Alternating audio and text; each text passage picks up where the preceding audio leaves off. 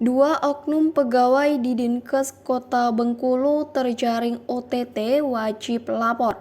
Dua oknum pegawai di Dinas Kesehatan Kota Bengkulu yang ditangkap dalam operasi tangkap tangan tim Saber Pungli Polda Bengkulu pada Jumat lalu belum ditahan.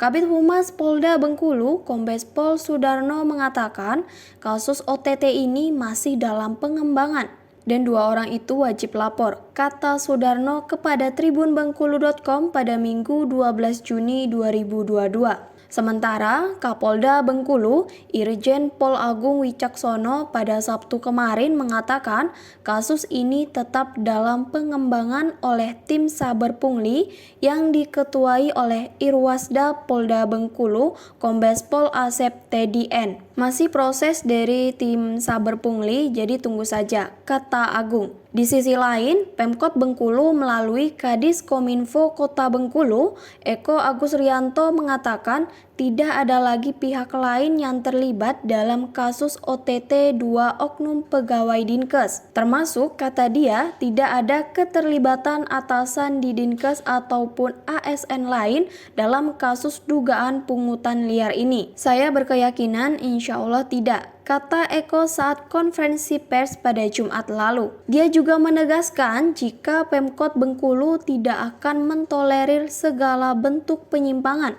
baik itu dilakukan oleh pegawai tidak tetap, PNS ataupun pejabat. Pemkot Bengkulu sendiri, kata Eko, tetap dalam posisi menunggu hasil penyidikan dari aparat penegak hukum dalam kasus ini.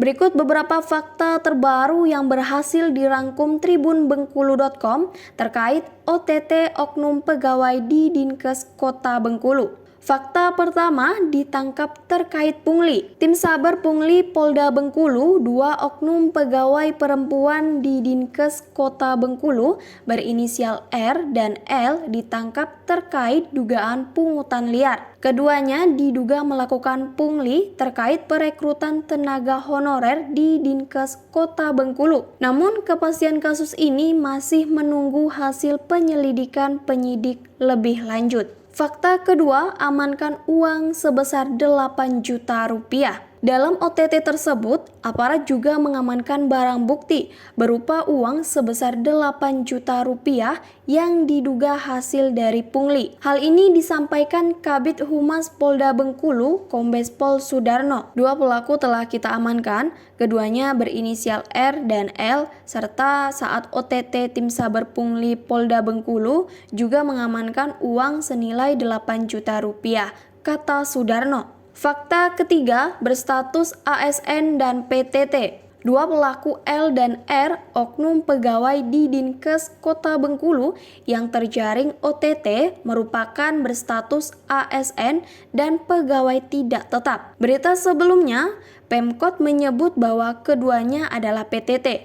Bahkan dalam konferensi pers pada Jumat 10 Juni 2022 malam, Kadis Kominfo Kota Bengkulu, Eko Agus Rianto mengatakan kedua pelaku adalah PTT sehingga pihaknya menonaktifkan sementara dua pegawai dengan inisial R dan L tersebut. Sementara fakta terbaru, Kabid Humas Polda Bengkulu, Kombes Pol Sudarno menegaskan kedua pelaku yang terjaring OTT adalah ASN dan PTT. Memang saat ini kita telah mengamankan satu orang ASN dan satu orang honorer, ujar Sudarno saat ditemui usai peringatan Hari Bayangkara ke-76 Sabtu 11 Juni 2022.